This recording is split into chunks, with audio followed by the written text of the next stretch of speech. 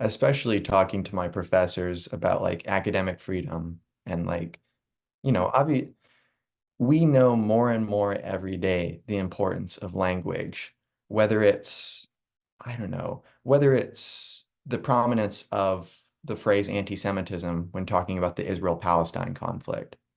Like, whether it's a buzzword, whether it's a legitimate word in whatever context, language matters a lot. And I mean, is it a war? Is it a conflict? Is it a disagreement? All of this stuff.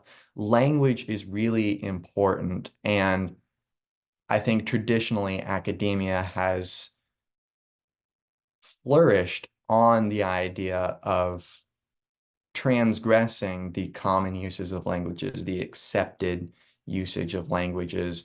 I mean, I have recently stumbled upon the Marquis de Sade, who's a very transgressive novelist. Just he thrives on embodying in his novels crazy sexual exploits, all this crazy stuff. And it's a whole genre to thought itself, the idea of transgression.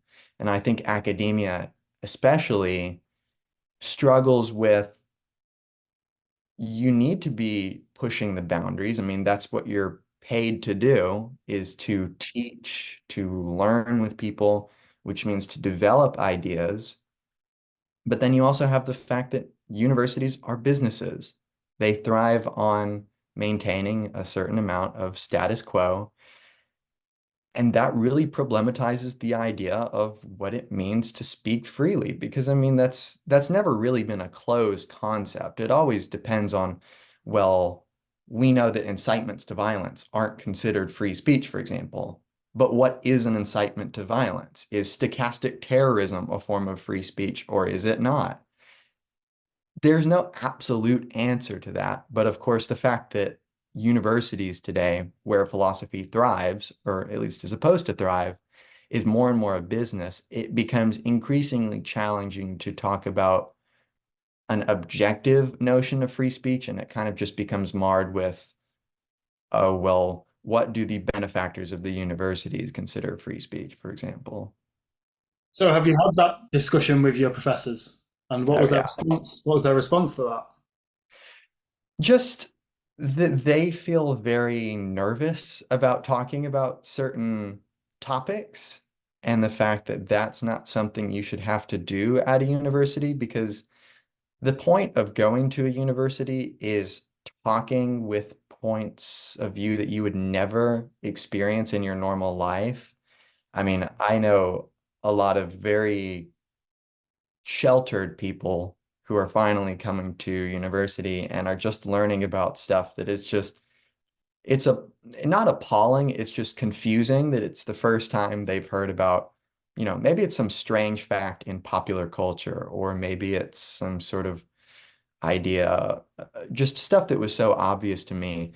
So universities are created to help those kind of people learn to interact with other kinds of people. And that means getting comfortable with ideas that you don't want to be comfortable with, whether it's anti-vaxxers or whether it's, I just met someone who's a Holocaust denier. Like, never thought that I would get to go through my life learning that those kind of people like actually exist. I also met a flat earther, which is something that I thought I wouldn't ever have to experience. But, considering that all of those people are coming together, I see it as a potential for just this academic fruition of we have so many ideas interacting with each other, and we have the flow of information with like the internet that we've never had the ability to have.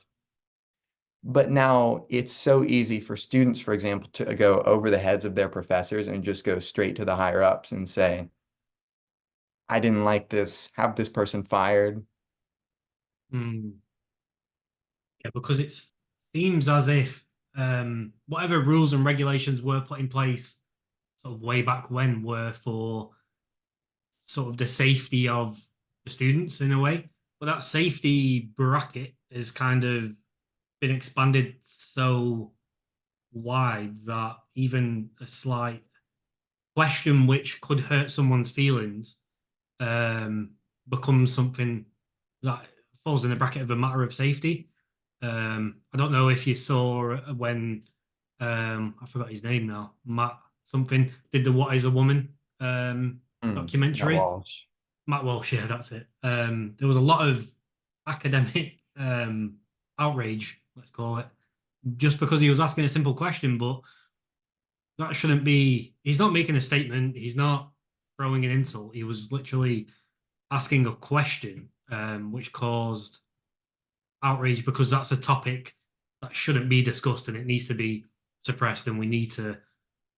I don't know. I don't really understand where we want to go with it, but I see that as one of the biggest problems with philosophy is if you can't ask in academia is if you can't ask the questions how are we going to progress? Like we're going to have to, and that's why I asked about AI because then I think, well, we're just going to have to rely on AI to give us the answers, which is programmed by the same institutions that don't want the question to be asked in the first place.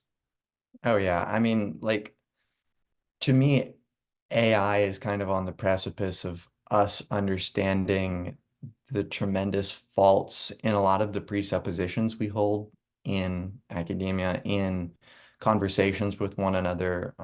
For example, the philosophy club here at my school, we had a presentation on the ethics of space travel and whether or not we are permitted to colonize other planets, to terraform other planets, whatever it may be. And one of the presuppositions we didn't really think about until the very end was we are presupposing a sort of right to proliferate, to optimize the human species, to increase lifespans, to increase flourishing. But, of course, this has a ceiling, like we have a biological ceiling, so to speak, that we're trying to alter and whatnot. And considering that in the AI discussion, I mean, the fact that it's programmed, like you said, by people, it's going to be laden with those people's presuppositions about what does it mean to be logical or rational.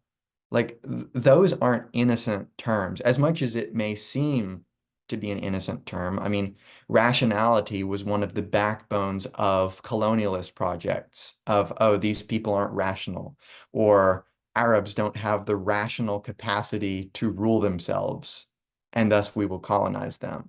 So, I mean, I think part of the thing that makes AI so appealing, this like straightforward rationality of you give me a question and I give you an answer, it is just laden with so many problems that I see in our history.